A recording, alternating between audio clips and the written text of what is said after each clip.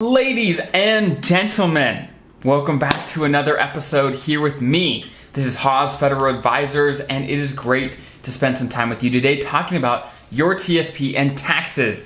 And you may be wondering, you may be thinking, hey, why on earth do you talk about taxes all the time? Because really, it seems like every other episode I'm talking about taxes, or at least referencing it a little bit every time I do one of these episodes. Well, let me tell you why.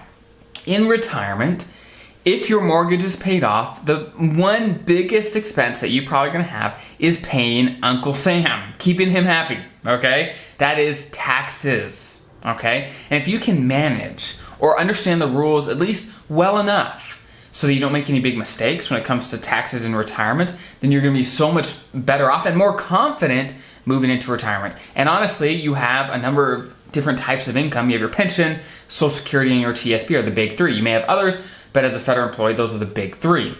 Your Social Security and your pension, there's not a lot you can do to control taxes on those things. There's some things, but it's limited. With your TSP though, there's a lot more freedom and flexibility to make changes and to improve your situation accordingly. But because there's flexibility, with your TSP, that is where I have seen the most mistakes, the most pitfalls, and the most dumb things that people have done that get themselves into trouble where they really just pay way more taxes than they have to. So today I'm going to talk about how your TSP is going to be taxed in retirement, as well as some of the major pitfalls that you definitely want to avoid as you transition into the next stage of your life. So without further ado, we're going to jump right in to how your TSP is taxed, okay? So the first things we have to kind of clarify are there's lots of different types of taxes in the world, right? There are FICA taxes.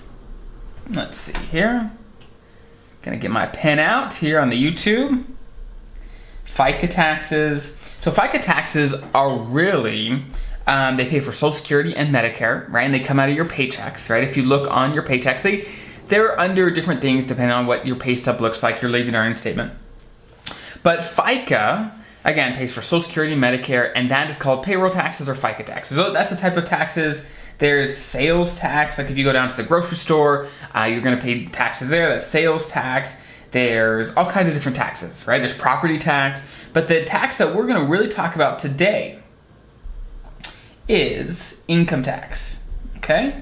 That's the type that really is gonna affect your TSP. Now, there's a number of different types of income taxes, right? There's capital gains, there's qualified dividends, there's these other things. I'm not gonna dig into those super deep, but the most important thing for you to know is that for your TSP, your traditional TSP that is, your Roth TSP, when you take money out of that, assuming you follow all the rules, that money is completely tax-free. And I'm not gonna dig into the Roth TSP super deep in this episode, but definitely check out my other stuff because the Roth TSP can be super, super helpful for you.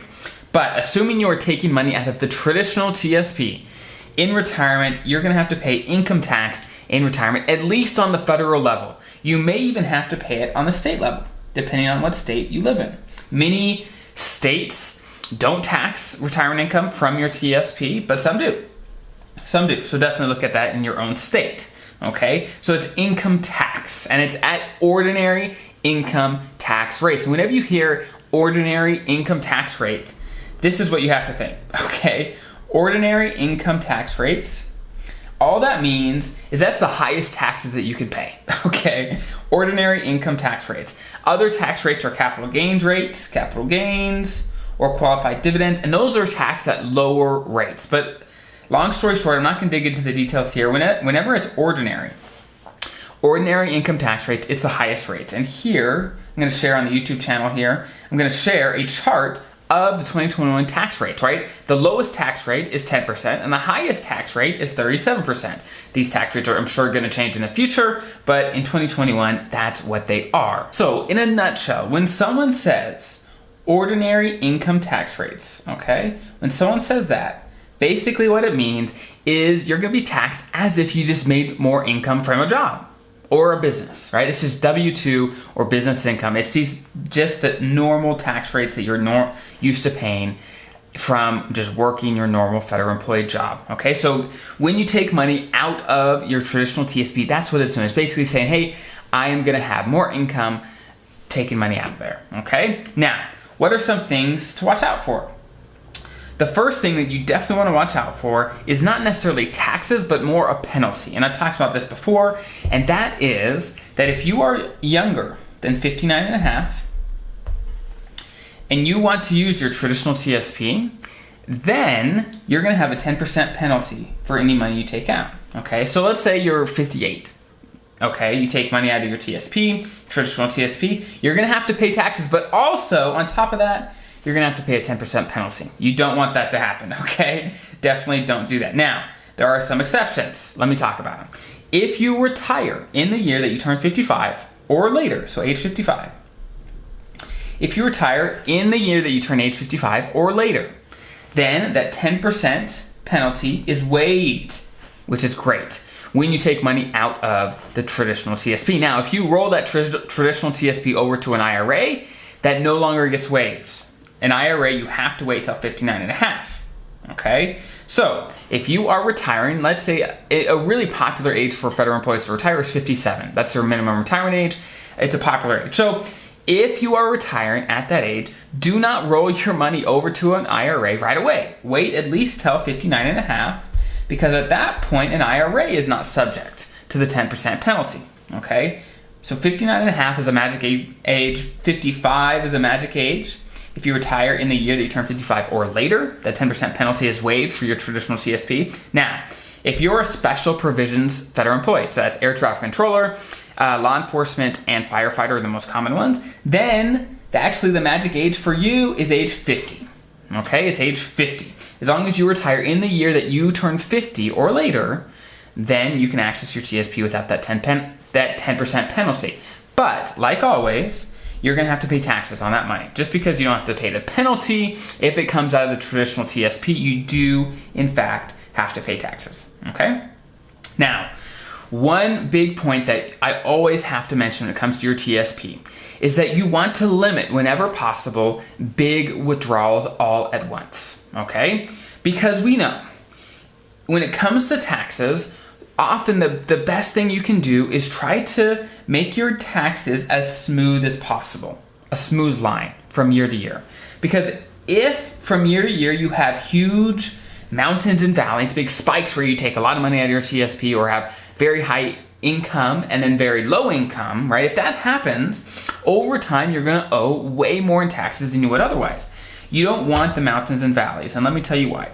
Because here in the United States, we live in a progressive tax system, okay? Basically what that means is the more your income, right? The more your income, the higher percentage of your money you're gonna have to pay in taxes, right? And so if you take a big chunk out of your traditional TSP in retirement all in one year, it's gonna really pop you up the tax rate level, right? So instead of, let's say, the 24% tax bracket, you're in the 32 or even the 35 or 37 or whatever it is. It may pop you up to the next one, and you don't want that to happen, right? So whenever possible, you want to smooth out your taxable income.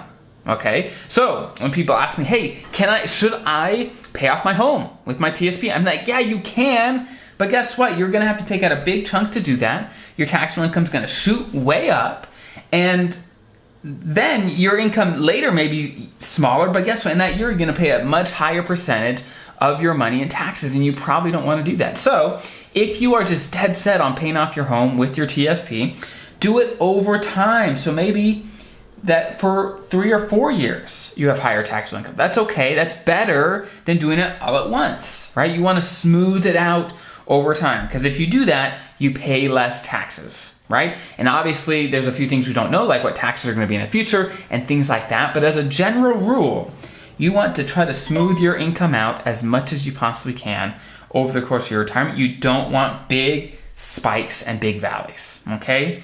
To keep your taxes stable over time. Perfect. Okay, next thing we have to talk about. The magic age of 72. Many of you already know. RMDs, or required minimum distributions, come into play at age 72, okay? And basically what that means is the government says, hey, you've had your money in your TSP for a long time. It's time to start taking money out, okay? they're forcing you to start taking a piece of it out every year. Now, one thing you have to note is that if you forget to, maybe you don't take enough out for the RMD or you forget to, or whatever it is, the government takes this super seriously, super seriously. And they actually have a 50% penalty for not doing it. So let's say, for example, depending on how old you are, different things, let's say that your required minimum distribution for 1 year is $10,000. So the IRS is saying you got to take at least 10 grand out of your TSP this year. Okay, let's say you don't do it. Okay, you forget, whatever it is. You are actually gonna have to owe a $5,000 penalty for forgetting. Okay, because basically the IRS charges a 50% penalty for missed RMDs. 50%. So they take it very seriously, so you don't want to forget RMD. So just the fact that you know about RMDs is a huge deal, okay? And that depends if your money's in the TSP or an IRA. Sometimes the TSP or an IRA even will actually send you your RMDs automatically, but you definitely want to plan for that, because guess what? When you take money out for these RMDs, that's taxable money. That is taxable. So if you have a large TSP balance that maybe you're not planning to use right away, well, you're gonna be forced to. You're gonna be forced to take that out, right?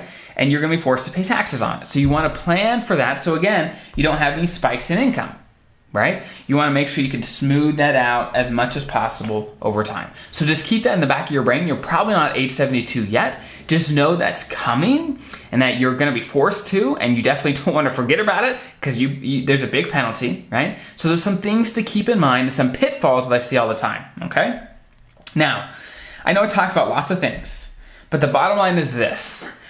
You should understand at least the basics, and by watching this video, you understand at least the basics of how the TSP is gonna be taxed, okay? It's ordinary income, as if you were just working a job. The same type of taxes is what you're gonna pay, okay? Out of the traditional TSP.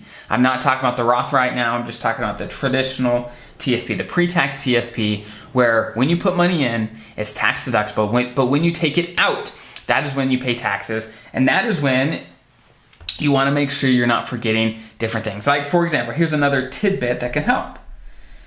Often, depending on which withdrawal strategy you use, the TSP is going to withhold 20% for taxes. Okay? 20%. Depending on, again, what withdrawal strategy you use, they may not do 20%, but a common one, they're going to take out 20%. Okay? So if they take out 20%, that does not mean that you actually owe 20% in taxes. You may owe less, or you may owe more. And it's up to you to kind of figure out where you're gonna be and tell the TSP, hey, no, you could withhold more because I'm actually in a higher tax bracket. I think I'm gonna owe more than that, okay?